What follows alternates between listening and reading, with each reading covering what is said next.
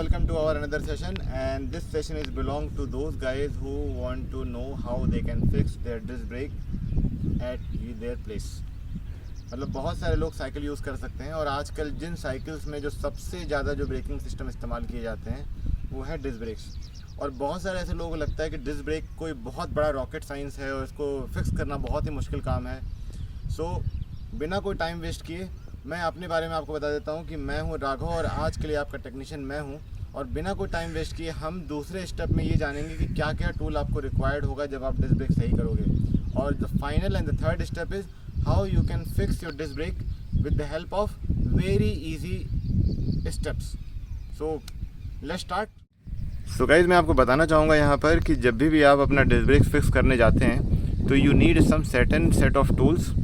और उसमें आपको रिक्वायर्ड होगा 5 mm के एलन की, 4 mm के एलन की, एक प्लायर और एक आपका स्क्रू ड्राइवर और एक छोटा सा स्क्रू ड्राइवर उस जगह पे जहाँ पे आपका वो चीज़ नहीं पहुँच पाता है। मतलब ज़रूरी नहीं है कि हर बार ये सारे टूल्स आपको एक साथ इन्वॉल्व हो जाए।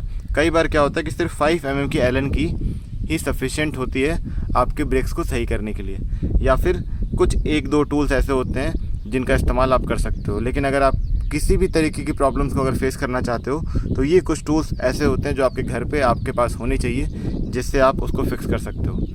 तो चलिए शुरू करते हैं। तो गाइस जब भी आप अपने डिस्क ब्रेक सही कर रहे होते हो ना, तो डिस्क ब्रेक सही करने से पहले सबसे पहली चीज़ जो आपको देखनी होती है वो आपका व्हील, वो आपके बीच में अलाइन है या नहीं। तो सबसे पहले आपको अपना व्हील चेक करना है। आपको ध्यान से देखना है यहाँ पर, जैसे कि आप देख सकते हैं ये डिसलोकेट हो रखा है, यानी ये अपनी जगह पर नहीं है। अगर आपके पास क्विक रिलीज़ है तो, और अगर आपके पास बोल्ट रिलीज़ है तो, दोनों ही कंडीशन में आपको इसको ढीला करना है, अपने व्हील को सही जगह पर अलाइन करना है और उसके बाद दोबारा इसको टाइट कर देना है अगर ये बोल्ट है तो। और अगर क्विक रिलीज़ है तो उस क्विक रिलीज़ के लीवर को 6-7 बार क्लॉकवाइज घुमा करके टाइट कर देना है। तो जैसा कि आप देख सकते हैं यहाँ पर एक चीज़ थोड़ी सी प्रॉब्लम है, तो हम इसको पहले ढीला करेंगे। हमने जैसे ही ढीला किया थोड़ा सा इसको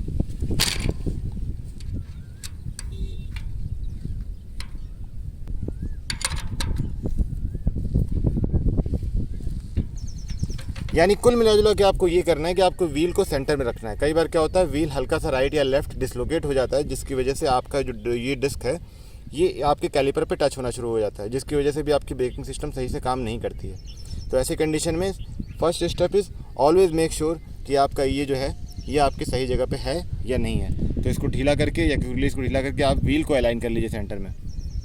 सो गाइस जैसा कि मैंने आपको बताया आपने व्हील अपना अलाइन कर चुके हैं, आपको कंफर्म है कि आपका व्हील बिल्कुल सेंटर में है और व्हील के साथ कोई दिक्कत नहीं है।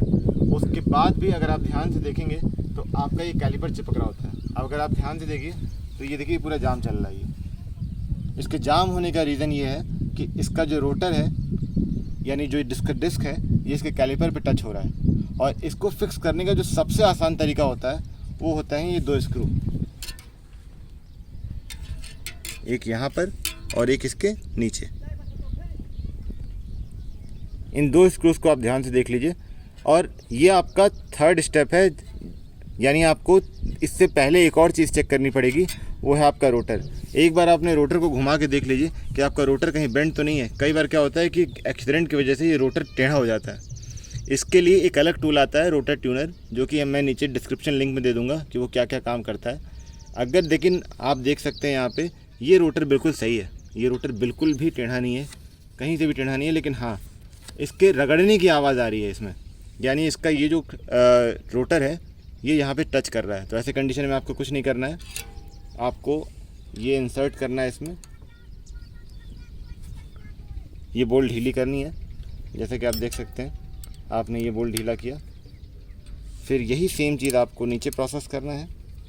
और जब भी आप ये बोल्ट ढीला कर रहे हो ना, मेक श्योर कि पहले अच्छी तरह से आपकी जो एलन की है 5 नंबर की वो इसके अंदर इंसर्ट हो जाए।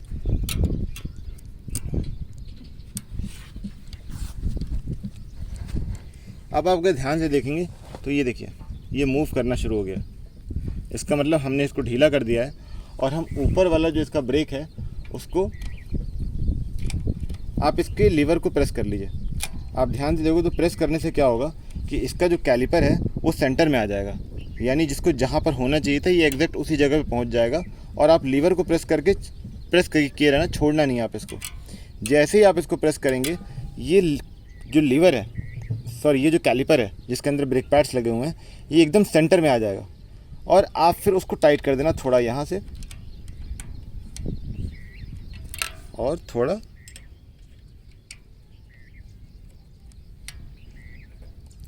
यहाँ से, फिर थोड़ा ऊपर से। एक साथ एक साइड टाइट मत कीजिएगा क्योंकि उससे क्या होता है थोड़ा सा ज़्यादा थोड़ा सा कम हो जाता है, वो आपको बाद में प्रॉब्लम क्रिएट करता है।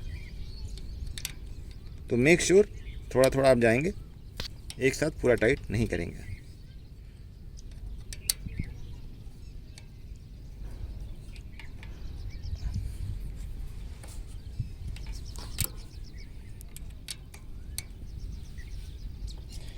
और जैसे ही आप इसको छोड़ेंगे,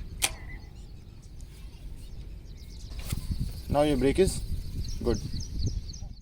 गाइस अगर आपके ब्रेक में एक और चीज़ आपको नोटिस करनी है, आप सपोज कीजिए आपने स्टेप नंबर 1 व्हील अलाइन कर लिया, स्टेप नंबर 2 आपने अपने कैलिपर को अलाइन कर लिया, लेकिन कई बार ये दोनों चीज़ें करने के बाद जब आप ब्रेक ऐसे लगाते हो तो आप ये देखिए ये आपका जो लीवर है वो यहाँ टच कर रहा है। ऐसा नहीं होना चाहिए। आपका जो आइडियल तरीका होता है वो इसके पैरेलल होना चाहिए, जिसकी वजह से आपको पता चल सकता है कि ये लीवर सही कंडीशन में है। लेकिन जब मैं इसको प्रेस कर रहा हूँ तो ये पूरा यहाँ तक टच कर रहा है। तो इस चीज़ को काउंटर करने के लिए 2 तरीके होते हैं। पहला ये कि आप यहाँ से इस बैरल रजिस्टर को थोड़ा सा बाहर की तरफ निकालो, तो आप देख सकते हैं थोड़ा सा ये बेटर हुआ है। अगर मैं इसको बहुत ज़्यादा बाहर निकाल दूंगा तो यहाँ से ढीला हो जाएगा। ओके, सो यहाँ से जितना ज़्यादा आप कर सकते हो उतना कर लो, फिर उसके बाद आप नीचे आ जाओ। हम इसे बोलते हैं कैलिपर आर्म। ये कैलिपर आर्म इस वायर की टेंशन को कंट्रोल करता है और हम इसी वायर को इसके पिंच बोल्ट को टाइट करके इस ब्रेक को अलाइन कर सकते हैं, जो कि ऊपर हमारा बहुत ज़्यादा प्रेस हो रहा है। तो ऐसे कंडीशन में आपको कुछ नहीं करना, दोबारा हमें 5 mm एलन की इंसर्ट करनी है इसके अंदर।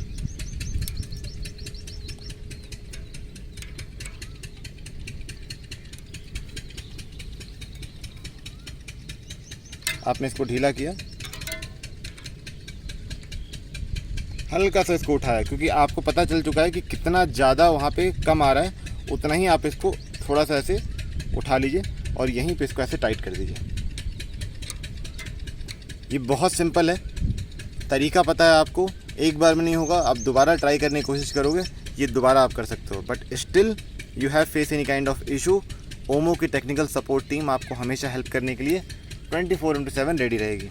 अब आप ध्यान से देख सकते हैं इसका मूवमेंट भी प्रॉपर है। और अब हम ऊपर एक बार लीवर चेक कर लेते हैं, अपना ब्रेक लीवर। ये देखिए, now the brake lever is good. यानी आपको कभी भी अगर अपने डिस्क ब्रेक में कोई प्रॉब्लम आती है तो स्टेप नंबर 1 मैं फिर से रिपीट कर देता हूँ, अपना व्हील चेक कीजिए। स्टेप नंबर 2 आप अपना जो है कैलिपर चेक कीजिए। और स्टेप नंबर 3 उसके बाद आप अपना लीवर चेक कीजिए। और लीवर चेक करने के बाद आप वहाँ से अपने लीवर जो कैलिपर आर्म होता है उसके एडजस्टमेंट को सही करके अपने ब्रेक को बिल्कुल परफेक्ट कर सकते हैं। For that's all for my side. Now ride hard and ride safe. Thank you very much.